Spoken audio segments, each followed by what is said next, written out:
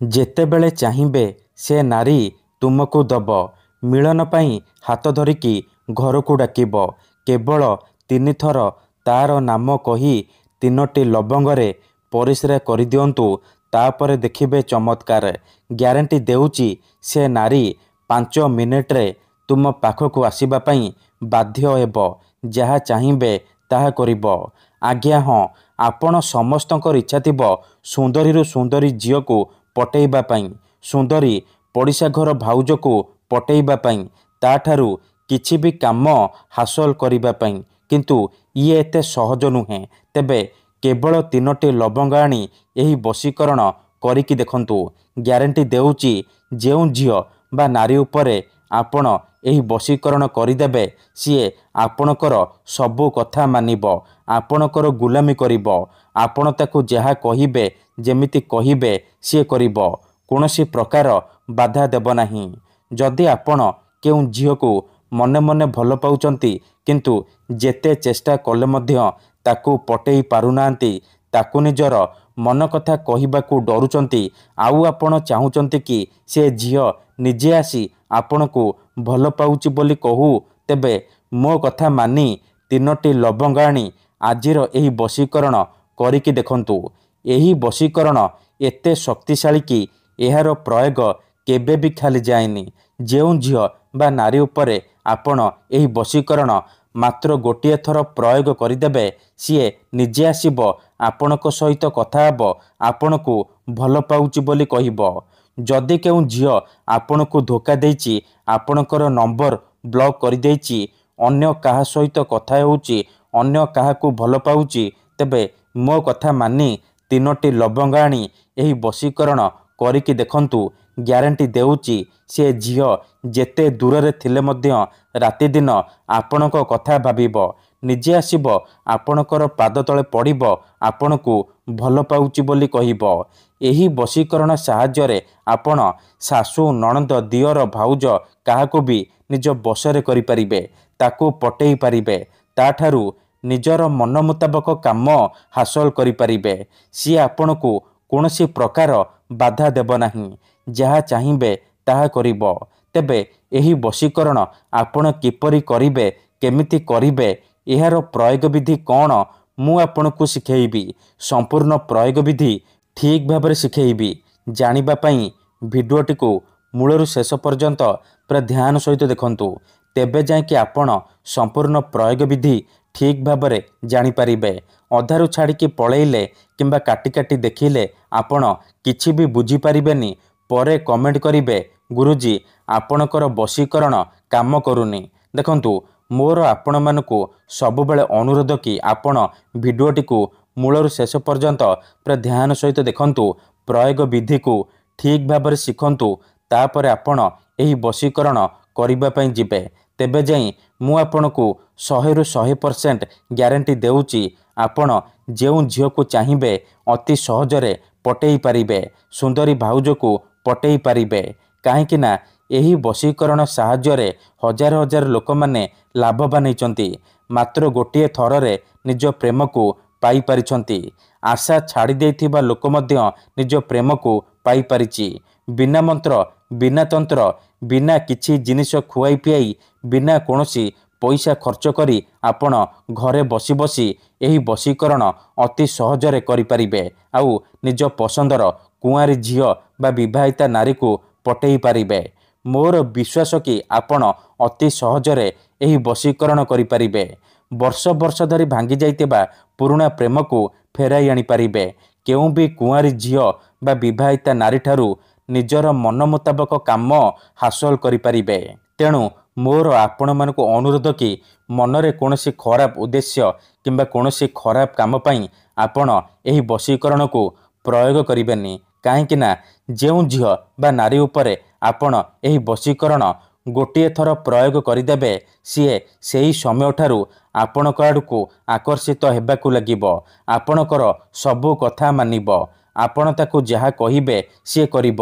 କୌଣସି ପ୍ରକାର ବାଧା ଦେବ ନାହିଁ। ଆପଣଙ୍କର ସବୁ ଇଚ୍ଛା ପୂରଣ କରିବ। ଆଜ୍ଞା ହଁ, କୌଣସି ପ୍ରକାର ବାଧା ଦେବ ନାହିଁ।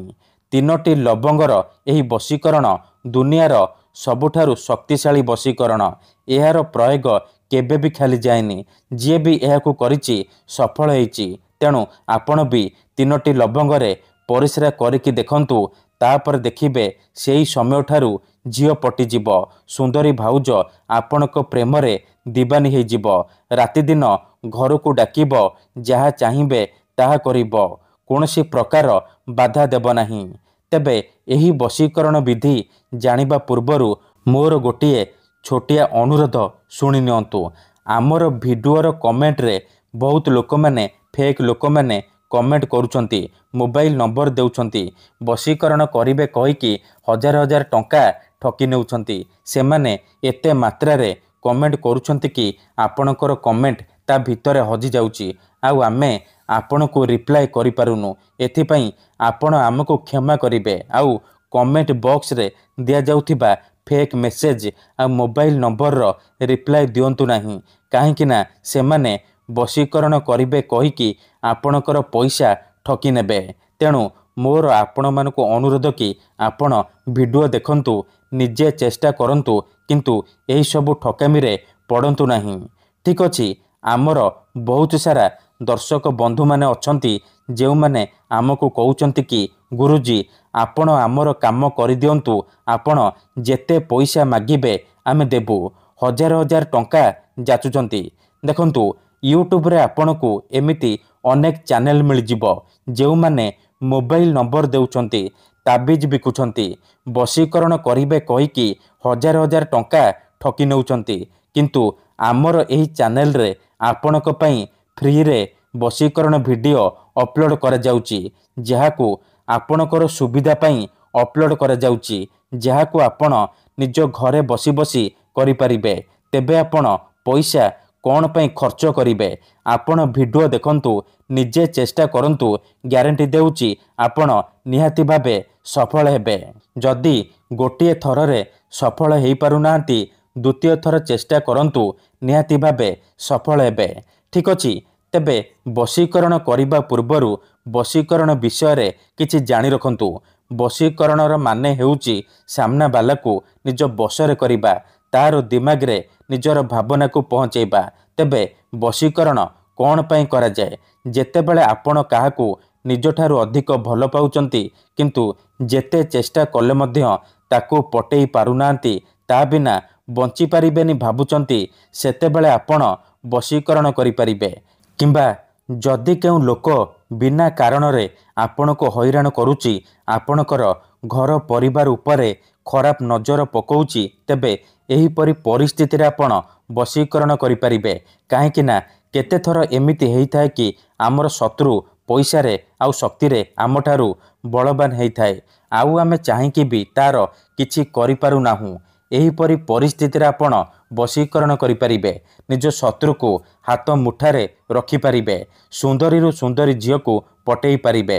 ଏଥିପାଇଁ ଆଜିର ଏହି ଭିଡ଼ିଓଟିରେ ମୁଁ ଆପଣଙ୍କ ପାଇଁ ଆମର ତନ୍ତ୍ରଶାସ୍ତ୍ରରୁ ଦୁନିଆର ସବୁଠାରୁ ସହଜ ଶକ୍ତିଶାଳୀ ବଶୀକରଣ ନେଇ ଆସିଛି, ଯାହାର ପ୍ରୟୋଗରେ ଆପଣ କେଉଁ ବି କୁଆଁରୀ ଝିଅ ବା ସୁନ୍ଦରୀ ଭାଉଜକୁ ପଟେଇ ପାରିବେ। ତାଠାରୁ ନିଜର ମନ ମୁତାବକ କାମ ହାସଲ କରିପାରିବେ। ସିଏ ଆପଣଙ୍କ ପ୍ରେମରେ ଏମିତି ଦିବାନୀ ହେଇଯିବ କି ରାତି ଦିନ ଆପଣଙ୍କ କଥା ଭାବିବ, ଟାଣି ହୋଇ ଆପଣଙ୍କ ପାଖକୁ ଆସିବ, ଯାହା ଚାହିଁବେ ତାହା କରିବ। ତେବେ ମନେ ରଖନ୍ତୁ, ମନ୍ତ୍ର ତନ୍ତ୍ର ଯନ୍ତ୍ର ବଶୀକରଣ ଇଏ ଏମିତି ସେମିତି କାମ କରେନି।